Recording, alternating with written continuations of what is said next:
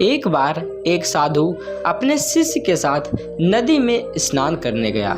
नदी में स्नान करते वक्त साधु को नदी की धारा में बहते हुए एक बिच्छू दिखाई दिया। बिच्छू को पानी से बचाने के लिए साधु ने अपने हाथ को बिच्छू की तरफ आगे बढ़ाया, लेकिन बिच्छू ने साधु के हाथ पर अपने तेज डंक का प्रहार कर दिया। साधु ने उसे बचाने के लिए दोबारा अपना हाथ आगे बढ़ाया, लेकिन इस बार भी बिच्छू ने अपने डंक का तेज प्रहार किया।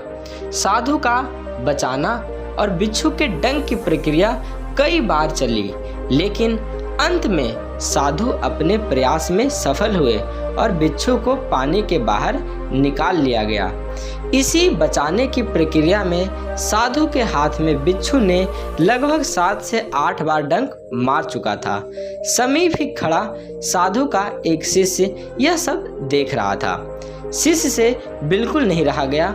उसने तुरंत ही साधु से पूछ लिया कि महात्मन, जब बिच्छू आपको डंक मार रहा था तो आपने इसे पानी के बाहर आखिर क्यों निकाला?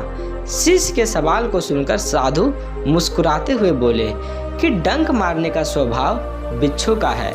इस जवाब को सुनकर शिष्य ने कहा, फिर आपने इसे बचाने का प्रयास आखिर क्यों नहीं छोड़ दिया?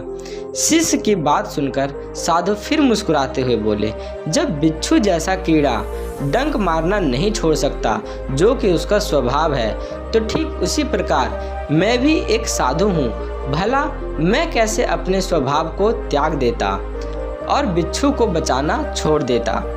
इस कहानी से एक बात तो साफ हो जाती है कि व्यक्ति को अपने स्वभाव के विपरीत व्यवहार नहीं करना चाहिए और ना ही किसी भी परिस्थिति में अपने स्वभाव को शांत बनाकर रखना चाहिए।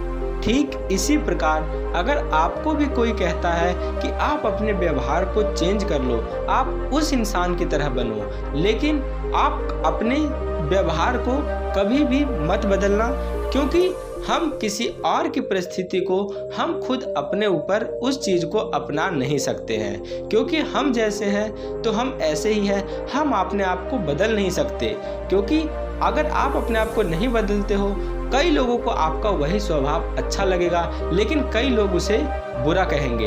वो आपसे कहेंगे कि आपका जो है स्वभाव उसकी तरह होना चाहिए, लेकिन आपका स्वभाव जिन लोगों को भी पसंद आता है तो वो आपके पास ज़रूर रहेंगे। तो आप कभी भी अपने स्वभाव को ना बदलें। मुझे उम्मीद है आपको ये वीडियो पसंद आया है। वीडियो को लाइक कर चैनल को जरूर सब्सक्राइब कर ले, साथ ही एक नीचे छोटा सा कमेंट जरूर लिखें।